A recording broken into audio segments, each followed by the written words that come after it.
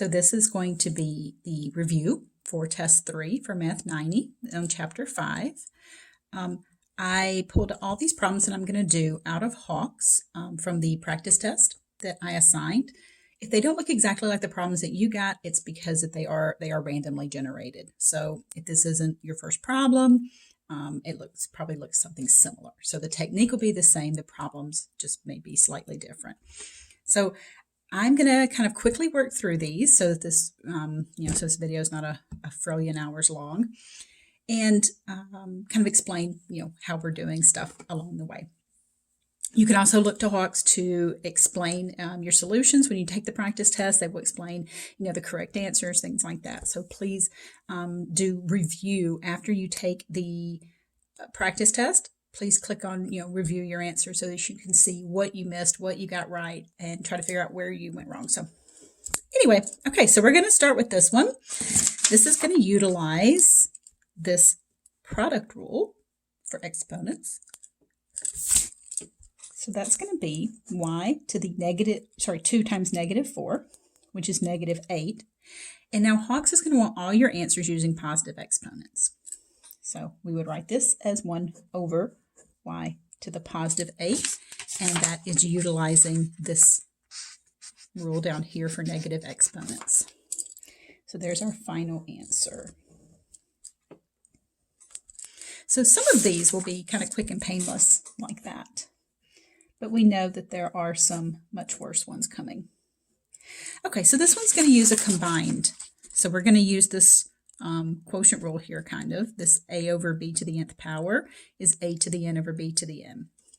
And then within this rule, we're going to utilize this one, that we multiply those exponents when you have a power raised to a power.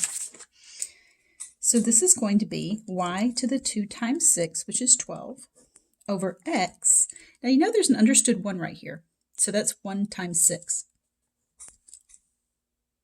Now, you cannot use this rule right here, number 3, because these bases are not the same. If these were both a y or both an x, then absolutely, you could subtract those exponents. But because these bases are different, there's nothing more that you can do with that. Okay, the third one, we have x to the -3, y to the -1, over 4xy to the 4th, all to the 3rd. Holy crap, that escalated quickly. Okay, so my suggestion for doing these is different than, say, Hawks or, the book or somebody else.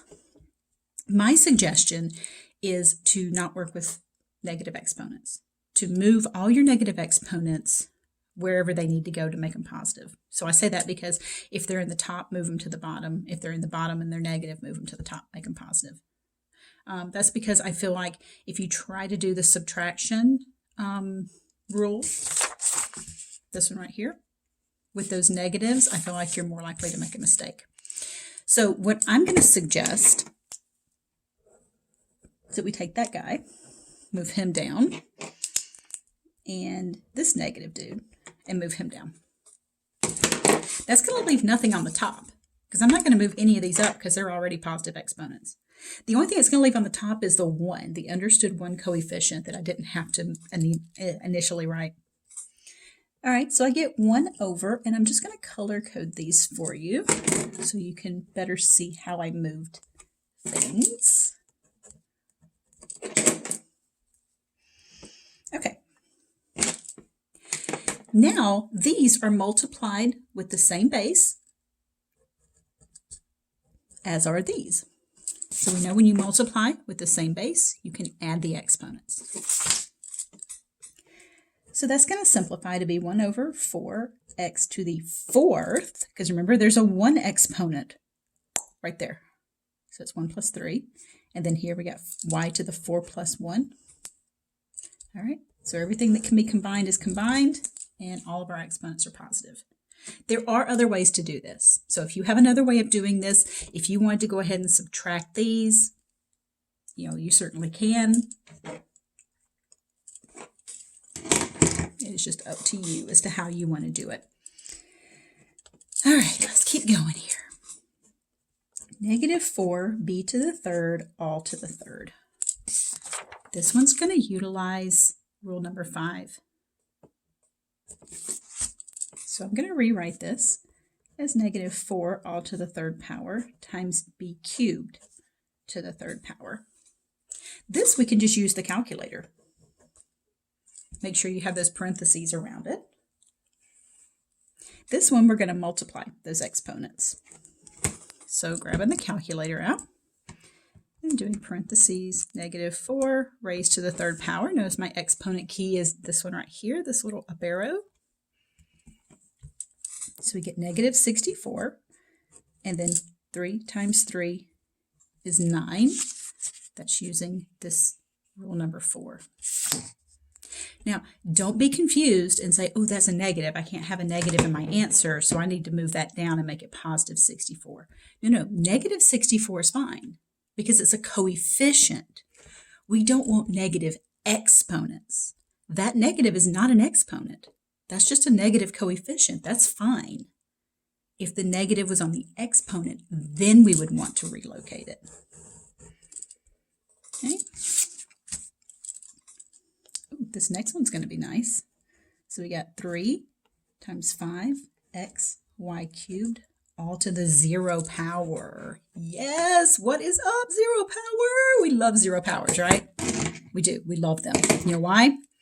Because this stuff that's raised to the 0 power, just that stuff that's to the 0 power, very simply is equal to 1. Now, if you forget that, I've put it on this formula sheet. You know, as long as it's not 0, something to the 0 power is 1. We don't have to worry about the 0, so I'm going to affect us in this class. Okay, so this becomes 3. Now remember, those are smushed right there. So that's going to be times 1, which is just 3. Now, don't get crazy on me and say that the whole thing is equal to 1. Okay? That 3 is not raised to the 0 power. Only this stuff is. Now, if this parenthesis right here had been extended back here to where it was everything to the 0 power, then yeah, all of it would just be 1. Okay, I think I can fit one more on this page. So we have 4x squared over y cubed to the third power. This one's very similar to question 2 up there. So this might be a good time to pause the video and see if you can work ahead of me, since I just did one that was similar to that. Okay, so I'm going to utilize both rules 5 and 6. So that's going to expand this into 4 to the third times x squared to the third divided by y cubed to the third. Now, all these problems I just got out of Hawks from the practice test. I just logged into the practice test and just wrote down all the questions. So some of these may be exactly what's in your practice test, and some of them may just be really, really similar. Okay, we can use the calculator to find 4 to the third power. I know it's going to be 64 because, well, we just did this one up here. Multiply those exponents because it's a power raised to a power. So that's x to the 2 times 3, and then 3 times 3 is 9. Now, if you guys see any mistakes as I go along, please tell me, right? You know, leave a comment on this video or send me an email and just say, hey, I think you may have messed up somewhere. Because please, if I mess up, I want to fix it. So,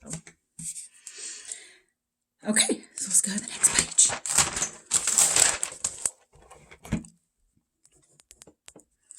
There's 32 questions and we are on number 7. So 7 squared x to the third y over y to the third all to the negative 2. Ooh, that's a hot mess. Okay, so we can do this a few ways. We could go ahead and utilize these two properties, these two rules, 5 and 6, and sort of, you know, distribute, that's my air quotes, I don't know if you can tell that, this negative 2, and then work with it. Or we can try to clean this up in here first, then deal with the negative 2.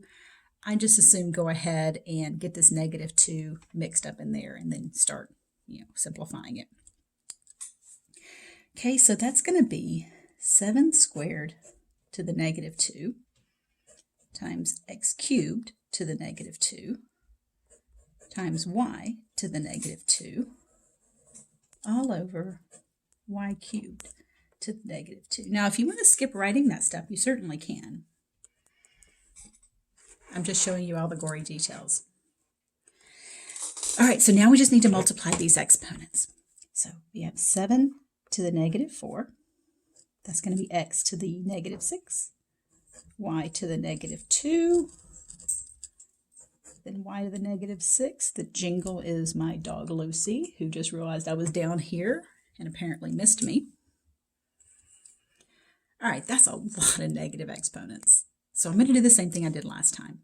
I'm going to take every one of these that has a negative exponent, which happens to be everybody, and I'm going to relocate them. Okay, so all these negatives on the top, I'm going to move all 3 of these to the bottom. This negative on the bottom, I'm going to move it up to the top. Hi, Lucy. You can stay as long as you don't start cleaning your butt loudly, as you've been known to do. Okay, so let's relocate everything. So this y to the 6th is going to go up, and then all these are going to go down. That's only because I'm just moving all the negative exponents, and we just so happen to have a boatload of them. So that'll be a +6 on the top when that goes up. This will be a 7 to the 4th, x to the +6, y to the +2. Okay, so far so good, right? We can simplify this just a little bit further. I can use the calculator to expand that, and I can use that quotient rule here, number 3, to subtract those exponents. So that's going to be, let's see, that's 6 minus 2 is 4. So that's going to be y to the 4th. Let's see, 7 to the 4th power. I don't know that one off the top of my head. It's 2401. Then the x to the 6. There's no other x value, no other x factor for me to combine. So it's just kind of hanging out there by itself. And I can't simplify these because they don't have the same base. So I know that one's kind of messy. All right, 8 and 9 are going to be really quick and painless. And that's the scientific notation stuff. Remember, we're going to use our calculator for this. So, unless you just really want to, do this by hand, you don't have to. So you just have to know how to use the calculator. Okay, so this is to a decimal. Your calculator, if you look at the mode here, you have normal, scientific, engineering. Normal mode is decimal mode. Scientific mode is scientific notation mode. So I don't know if you guys can see that or not. Let me try to get the glare out of that. So we got normal, we have scientific, and then engineering. So right now I'm in normal mode. That means if I type this in, 7.868 times 10 raised to the 5th power. That's how it's typed in exactly as it looks. There's my decimal. Now, I know you may be like, there's not a decimal point. Yes, there is. There's a decimal point at the end. If there's no decimal point written, it's assumed to be at the end of the number. So that would be 7.86800. That's considered a decimal because that point would be right there at the end. Remember, these positive powers give you really big numbers. Negative powers give you really teeny tiny numbers that are close to 0. All right, so let's go the other direction. Let's change 0.0000749 to scientific notation. Because this is a normal mode, this calculator is a normal mode, if you put this number in, it's just going to give you that decimal. But if I go to mode, arrow down, and then over to scientific, and hit enter, see how that scientific is now highlighted? That puts it in scientific mode. So I'm going to hit quit. So second mode is quit. Now this number, notice if I hit enter, boom, scientific notation. So it's 7.49 times 10 to the -5. So this is normal mode, and this one is scientific mode. Now, the next ones we're going to do just require some normal computations. So I am going to go back to mode and put it back in normal mode, because that's obviously the normal mode we're going to want to stay in. All right, number 10. These next two are evaluating. And we did some of that earlier in the course. And you just have to know what the word evaluate is asking of you. The word evaluate is just a fancy pants word for plug those numbers into this expression. So I'm going to replace y with -3, and I'm going to replace x with 2. That's all there is to it. You have to know that all this smushing in here means multiplication. So I'm going to take -6, and I'm going to multiply it times -3, and I'm going to multiply it times 2. So all that smushed together. So all that smushed together, and just grab the calculator up. That's going to be -6 times -6, which is positive 36. If you need to grab the calculator up, you certainly can. All right, so let me do one more just to point out something here. Oops, I didn't mean to put evaluating. I meant to put evaluate. So let's evaluate 8x squared plus 6 at x equals -4. All right, so just like I did last time, I'm going to replace x with -4. If there happens to be more than one x or y in the expression, you want to replace all of them with that given number. So that's going to be 8, and we're going to multiply it because of the smushing times -4. But look, see that squared up there? That squared is important. It's also important that I put these parentheses around -4 because you're squaring the whole number, the entire number of x. So x is -4. You want to make sure you square all of that. Now, you can put all this in your calculator, just like it looks. So 8 times -4, close parentheses, squared plus 6. We get 134. If you don't put these in parentheses, then what happens is you don't end up squaring that negative. So if you did 8 times -4 squared plus 6, notice how I didn't use parentheses? Look, I got a totally different answer. And by different, I mean wrong. So it does matter. Flip the page so we can get to some more. Oh, the next 3 will be really pretty quick and painless. Okay. I'm just going to write the directions once for this. So, are the following polynomials? So remember, when it came to polynomials,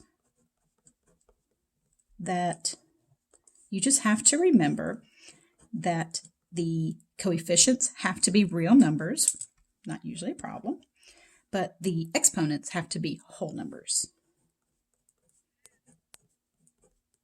So the exponents on the variable have to be something like 0, 1, 2, 3, 4, 5, 6. Those are whole numbers. So these are just easy yes/no questions. So is this the first one, number 12, is this a polynomial? So you should stop the video, go ahead and try to answer 12, 13, and 14. And yeah, see what you get. Okay, so looking right here, see that exponent? That's not a whole number. So is that a polynomial? No.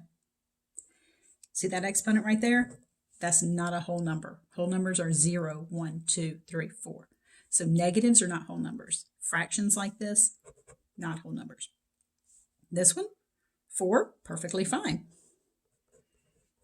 So just look for exponents that are not whole numbers. That's what's going to give it away. Okay, 15. About halfway through here. Let's do these next 2, and then I'll stop the video, and then we'll just do the other half after that. So this is going to be subtract and simplify.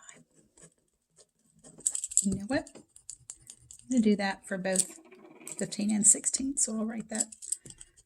So I don't have to write it twice. Okay, so 9x plus 2, that quantity, minus the quantity, negative x plus 5. So this is going to be combining like terms. You know, the thing you have to remember is that this negative right here, this subtraction, is for this entire parenthesis. So I do have to distribute it. And I'm thinking about it like distributing that as in like a negative 1.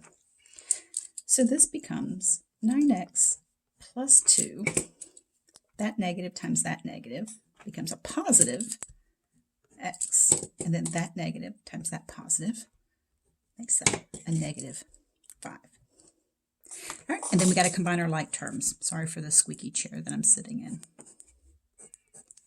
All right, so that's 9x plus 1x, which is 10x, and then 2 minus 5 is negative 3. You can't combine these. These are not like terms, so don't get 7x out of this. If that were an x, then yeah, that'd be 7x. But these are not like terms. One's an x, one's a constant. Okay, so subtract and simplify. Again, let's look at one that's a little bigger. So negative 7x squared plus x plus 5 minus 7x minus 9. Once again, I'm going to distribute that subtraction. So I get negative 7x squared. Notice my first set of parentheses, the signs don't change. That's only because I'm subtracting this stuff. So that'll be a minus 7x, and that'll be a plus 9. This is a good place to stop the video and try to combine those like terms on your own. All right, the x squared doesn't have a buddy. The x's, those are the like terms, and the constants have a couple of like terms. All right, so I get negative 7x squared. That's an understood 1. So 1 minus 7 is negative 6x. 5 plus 9 is 14. None of those are like terms, so that's the best that I can do. All right, I'll tell you what, I'll go ahead and do 17, and then this will be a good stopping point, because this one's just going to be the add and simplify. And then we'll do the multiplication, the division, and some other exponent stuff for the remainder of the video. All right, well, this one's nicer than the subtraction because we don't have to worry about distributing. All we have to do is just combine like terms.